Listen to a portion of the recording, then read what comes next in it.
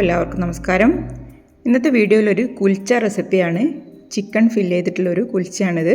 നമുക്ക് വീട്ടിലുള്ള സാധനങ്ങൾ വെച്ച് ഉണ്ടാക്കിയെടുക്കാൻ പറ്റും. അപ്പോൾ അതെങ്ങനെ ഉണ്ടാക്കാൻ നോക്കാം.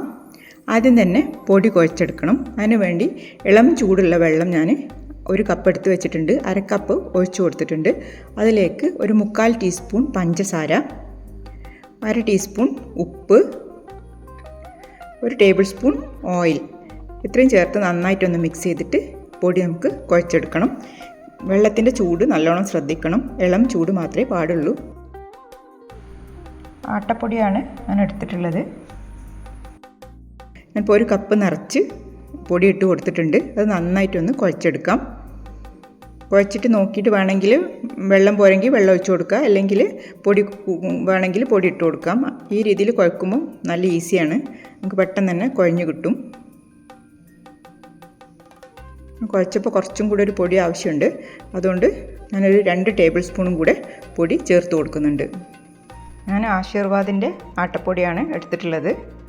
ബ്രാൻഡ് മാറുന്നതിനനുസരിച്ച് വെള്ളത്തിൻ്റെ അളവിലും കുറച്ച് വ്യത്യാസം ഉണ്ടാവും. ഒന്നും കൂടെ നന്നായിട്ട് കുഴച്ചെടുക്കാം. നല്ല സോഫ്റ്റ് ആയിട്ടുള്ളൊരു ഡൗവാണ് നമുക്ക് വേണ്ടത്. ഇത് നന്നായിട്ട് കുഴച്ചതിന് ശേഷം അരമണിക്കൂർ നമ്മൾ റെസ്റ്റ് ചെയ്യാനായിട്ട് മാറ്റി വെക്കണം. നമ്മുടെ പൊടി ഇവിടെ റെഡി ആയിട്ടുണ്ട്. ഇനി ഇത് മൂടി വെച്ച് മാറ്റി വെക്കാം. ഫില്ലിങ്ങിന് വേണ്ടി ഒരു വലിയ സവാള, 2 ചെറിയ ഉരുളക്കിഴങ്ങ്, ഇഞ്ചി വെളുത്തുള്ളി പേസ്റ്റ് 1 ടീസ്പൂണ്, കറിവേപ്പില, പച്ചമുളക്, ഇത്രയാണ് ഞാൻ എടുത്തിട്ടുള്ളത്.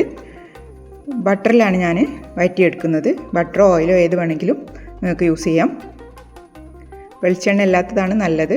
വെളിച്ചെണ്ണൻ്റെ ടേസ്റ്റും ഈ നോർത്ത് ഇന്ത്യൻ സ്റ്റൈലിൽ ചെയ്യുന്നതുകൊണ്ട് തന്നെ വെളിച്ചെണ്ണ ഞാൻ യൂസ് ചെയ്യാത്തത്. അതിലേക്ക് ആവശ്യത്തിനുള്ള ഉപ്പ് കൂടെ ചേർത്ത് കൊടുത്ത് നന്നായിട്ടൊന്നും കൂടെ വഴറ്റിയെടുക്കാം. കുറച്ച് നേരം ഒന്ന് മൂടി വെച്ച് നന്നായിട്ട് വഴറ്റി വരാനായിട്ട് വെയിറ്റ് ചെയ്യാം.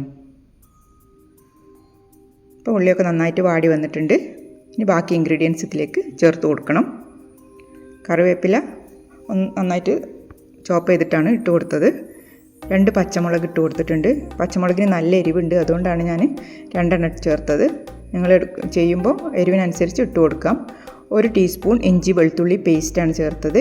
അതിലൊരു 5 വെളുത്തുള്ളിയും ചെറിയൊരു കഷ്ണം ഇഞ്ചിയുമാണ് അരച്ചെടുത്തിട്ടുള്ളത്. അതും കുറച്ച് നേരം ഒന്ന് മൂടി വെക്കാം. എൻ്റെ പച്ചമണക്കം പോയി നന്നായിട്ട് കുക്കായി വന്നിട്ടുണ്ട്. ഇനി അതിലേക്ക് നമുക്ക് പൊടികളൊക്കെ ചേർത്ത് കൊടുക്കണം. 1/4 ടീസ്പൂൺ മഞ്ഞൾപ്പൊടി, 1/2 ടീസ്പൂൺ മല്ലിപ്പൊടി, 3/4 ടീസ്പൂൺ മുളക് പൊടി, 1/4 ടീസ്പൂൺ കുരുമുളക് പൊടിച്ചത്, 1/4 ടീസ്പൂൺ ഗരം മസാല, 1/4 ടീസ്പൂൺ നല്ല ജീരകം പൊടിച്ചത്. ഇതെല്ലാം കൂടെ ചേർത്ത് നന്നായിട്ടൊന്ന് മിക്സ് ചെയ്യണം. ഇതിൻ്റെയൊക്കെ ഒരു പച്ച ചുവ മാറി നല്ലൊരു മൂത്ത മണം വരുന്നവരെ നമുക്കിത് വഴറ്റി കൊടുക്കണം. പൊടികളുടെയൊക്കെ അളവ് ഓരോരുത്തരുടെ ടേസ്റ്റിനനുസരിച്ച് കുറച്ചൊക്കെ അങ്ങോട്ടും ഇങ്ങോട്ടുമൊക്കെ മാറ്റം വരുത്താം. മുളക് പൊടിയൊക്കെ കൂടുതൽ വേണമെങ്കിൽ ചേർത്ത് കൊടുക്കാം. 1.5 കപ്പ് ചിക്കൻ എടുത്തിട്ടുണ്ട്. ഇത് ഞാൻ ചിക്കൻ ഒന്ന് ഫ്രൈ ചെയ്തെടുത്ത ചിക്കനെ ഒന്ന് ചോപ്പ് ചെയ്തെടുത്തതാണ്. ചോപ്പറിലിട്ടിട്ടൊന്ന് ചോപ്പ് ചെയ്തതാണ്. മിക്സിയിലിട്ട് ചെയ്യുകയാണെങ്കിൽ ജസ്റ്റ് ഒന്ന് ക്രഷ് ചെയ്ത് മാത്രം എടുക്കുക. ഒരുപാട് പൊടിഞ്ഞ് ഇങ്ങനെ അരഞ്ഞ പോലെ ആവരുത്. ഈ ഒരു രീതിയിലാണ് വേണ്ടത്. വേവിച്ചെടുത്ത ചിക്കൻ കൊണ്ട് ചെയ്യാം, അല്ലെങ്കിൽ നമുക്ക് കറി വെച്ചിട്ട് ബാക്കി വന്ന ചിക്കൻ വെച്ചും ചെയ്യാം. എങ്ങനെ വേണമെങ്കിലും ചിക്കൻ എടുക്കാം. ഞാനിപ്പം ഫ്രൈ ചെയ്തെടുത്ത ചിക്കൻ എന്നാണ് എടുത്തിട്ടുള്ളത്. എല്ലില്ലാത്ത കഷ്ണങ്ങൾ ഫ്രൈ ചെയ്തെടുത്തതാണ്. കുറച്ച് നേരം ഒന്ന് അത് മൂടി വെച്ചിരുന്നു. അത് മൂടി തുറന്ന് നന്നായിട്ടൊന്നും കൂടെ ഒന്ന് ഇളക്കി കൊടുക്കാം. ഇതെല്ലാം നന്നായി മിക്സായി അതിന് ശേഷം നമുക്ക് നേരത്തെ വേവിച്ച് വെച്ചിട്ടുള്ള ഉരുളക്കിഴങ്ങ് പൊടിച്ച് ചേർത്ത് കൊടുക്കാം. ഉരുളക്കിഴങ്ങിൻ്റെ അളവൊന്നും ഒരിക്കലും കൂടണ്ട. വലുതാണെങ്കിൽ 1 എടുക്കാവൂ. ചെറുതായതുകൊണ്ടാണ് ഞാൻ 2 എടുത്തിട്ടുള്ളത്. ഉരുളക്കിഴങ്ങും നന്നായിട്ട് മിക്സ് ചെയ്ത് കൊടുക്കുക.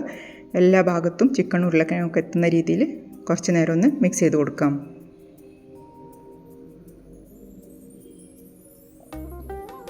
ഇനി അതിലേക്ക് മല്ലിയിലയും പുതിനയിലയും ചേർത്ത് കൊടുക്കണം. കുറച്ച് പുതിനയിലയും കുറച്ചധികം മല്ലിയിലയും എടുത്തിട്ടുണ്ട്.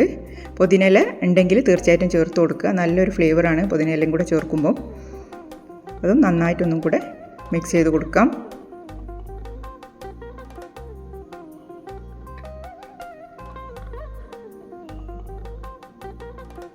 കുറച്ച് നേരം ഒന്ന് നല്ലോണം മിക്സ് ചെയ്യണം.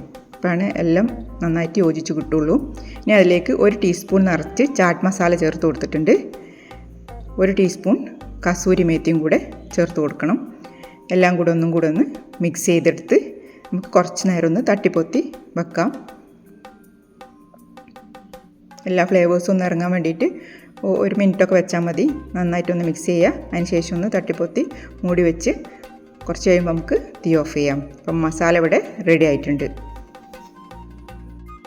നേരത്തെ നമ്മൾ കുഴച്ച് വെച്ചിരുന്ന പൊടി എടുത്ത് ഒന്നുകൂടെ ഒന്ന് കുഴച്ചതിന് ശേഷം നമുക്ക് ബോൾസ് ആക്കി എടുക്കാം.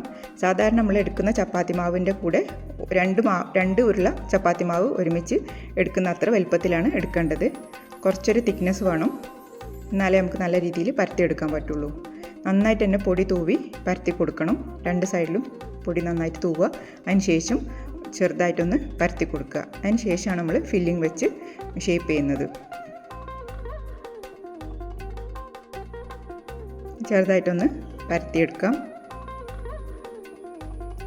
ഇനി അതിലേക്ക് ഉണ്ടാക്കി വെച്ച ഫില്ലിങ് കുറച്ച് നന്നായിട്ട് തന്നെ വെച്ച് കൊടുക്കണം. എന്നാലേ എല്ലാ ഭാഗത്തും നമുക്ക് കടിക്കുമ്പോൾ കിട്ടുള്ളൂ.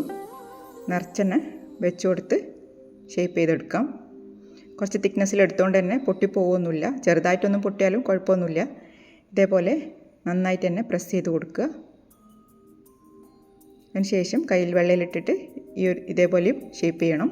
എന്നാൽ എല്ലാ ഭാഗത്തേക്കും നമ്മുടെ മസാലയൊക്കെ എത്തിയിട്ടുണ്ടാവും ഇങ്ങനെ ചെയ്യുമ്പോൾ. ഇനി നമുക്ക് ഒന്നുകൂടെ പൊടി തൂവിയിട്ട് പരത്തി കൊടുക്കാം.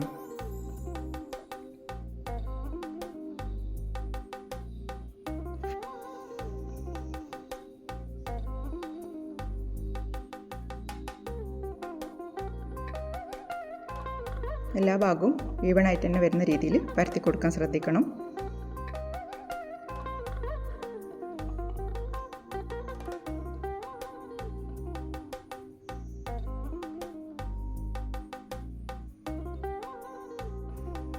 എല്ലാ സൈഡും ഒരേ കട്ടിയിൽ തന്നെ പരത്താൻ ശ്രദ്ധിക്കുക. ഞാൻ പരത്തി കഴിഞ്ഞിട്ടുണ്ട്. ഇനി അതിൻ്റെ മേലെ നമുക്ക് കുറച്ച് മല്ലിയില ഇട്ട് കൊടുക്കാം. ഇതൊരു ഭംഗിക്ക് വേണ്ടി ഞാൻ ഫോട്ടോ എടുക്കുമ്പോൾ ഫോട്ടോയിൽ ഭംഗിക്ക് വേണ്ടിയിട്ട് ചെയ്തതാണ്. നിങ്ങൾ ചെയ്യുമ്പോൾ ഈ ഒരു സ്റ്റെപ്പ് ചെയ്യണമെന്നില്ല. കുറച്ച് വെളുത്ത എള്ളും ഇട്ട് കൊടുത്തിട്ടുണ്ട്. ജസ്റ്റ് ഒന്ന് പരത്തി കൊടുക്കാം. നമ്മൾ റെസ്റ്റോറൻറ്റിലൊക്കെ പോയി കഴിക്കുമ്പോൾ അതിൻ്റെ മേലെയൊക്കെ നിറയെ എള്ളൊക്കെ ആയിട്ടാണ് കിട്ടുക. അതുകൊണ്ട് അതേപോലെ ചെയ്ത് നോക്കിയതാണ്. പുറത്തൊക്കെ പോയി കഴിക്കുമ്പം മൈദ വെച്ചിട്ടുള്ള കുൽച്ചയാണ് നമുക്ക് കിട്ടുക. ഇത് വീട്ടിൽ തന്നെ തയ്യാറാക്കുമ്പോൾ നമുക്ക് ഗോതമ്പ് മാവ് വെച്ചിട്ടും ചെയ്യാൻ പറ്റും. നല്ല രീതിയിൽ തന്നെ കിട്ടുകയും ചെയ്യും. ഞാൻ നേരത്തെ തന്നെ പാന് ചൂടാക്കാൻ വെച്ചിരുന്നു. പാന് നല്ല ചൂടാവണം നമ്മളിട്ട് കൊടുക്കുന്നതിന് മുമ്പ്. അതിന് ശേഷം മാത്രം ഇടാൻ ശ്രദ്ധിക്കുക. എന്നാലേ നല്ല രീതിയിൽ കിട്ടുള്ളൂ. കുറച്ച് ബട്ടർ സൈഡിലൊക്കെ ആക്കി കൊടുക്കുന്നുണ്ട്. ബട്ടറോ നെയ്യോ ഓയിലോ എന്ത് വേണമെങ്കിലും ചേർത്ത് കൊടുക്കാം. ഒരു 2 മിനിറ്റ് നേരമൊക്കെ കഴിയുമ്പോൾ നമുക്ക് തിരിച്ചിട്ട് കൊടുക്കണം.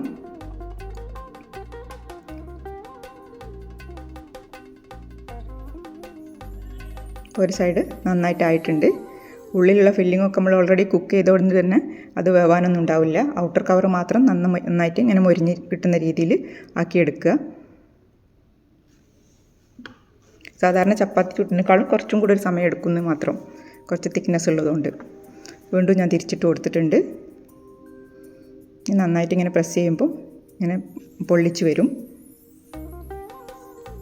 സ്പൂൺ വെച്ചൊന്ന് പ്രസ് ചെയ്ത് കൊടുക്കുന്നുണ്ട്. നല്ല ടേസ്റ്റിയാണ് ഇത് കഴിക്കാൻ. കുട്ടികൾക്ക് ലഞ്ച് ബോക്സിലൊക്കെ കൊടുത്തയക്കാൻ പറ്റും. പിന്നെ എല്ലാം മസാലയൊക്കെ റെഡിയാക്കി വെച്ചാൽ ഫ്രിഡ്ജിൽ നിന്ന് എപ്പം വേണമെങ്കിലും നമുക്ക് എടുത്തിട്ട് ഉണ്ടാക്കാൻ പറ്റും. നല്ല ചൂടോടെ തന്നെ കഴിക്കുമ്പോഴാണ് കൂടുതൽ ടേസ്റ്റ് ഉണ്ടാവുക. യാത്ര പോകുമ്പോൾ ഒക്കെ കൊണ്ടുപോകാനും ഒക്കെ പറ്റും. വേറെ കറിയൊന്നും കൊണ്ടുപോകണ്ടല്ലോ. അപ്പോൾ റെഡി ആയിട്ടുണ്ട്. ഞാൻ 2 മാത്രമേ ഇപ്പോൾ ചുട്ടെടുത്തിട്ടുള്ളൂ. ബാക്കി മസാലയൊക്കെ ഫ്രിഡ്ജിൽ വെച്ചതാണ്. ഇനി എങ്ങനെയാണ് സെർവ് ചെയ്യാമെന്ന് കാണിക്കാം. മുഴുവനോട് വേണമെങ്കിൽ അങ്ങനെ സെർവ് ചെയ്യാം. അല്ലെങ്കിൽ ഇതേപോലെ 4 പീസാക്കിയിട്ട് പ്ലേറ്റിൽ വെച്ച് കൊടുത്തും സെർവ് ചെയ്യാം. എങ്ങനെയായാലും നല്ല ടേസ്റ്റാണ്. അപ്പോൾ ഇതുവരെ ട്രൈ ചെയ്യാത്തവരൊക്കെ തീർച്ചയായിട്ടും ട്രൈ ചെയ്ത് നോക്കുക. എന്തായാലും ഇഷ്ടപ്പെടും. ഉള്ളിലൊക്കെ നിറയെ ഫില്ലിങ്ങുള്ളതുകൊണ്ട് തന്നെ കഴിക്കാനൊക്കെ നല്ല ടേസ്റ്റാണ്. റെസിപ്പി ഇഷ്ടപ്പെട്ടിട്ടുണ്ടെങ്കിൽ എല്ലാവരും സപ്പോർട്ട് ചെയ്യണം. ലൈക്ക് ചെയ്യാനും ഷെയർ ചെയ്യാനും മറന്നു പോകരുത്. Thanks for watching.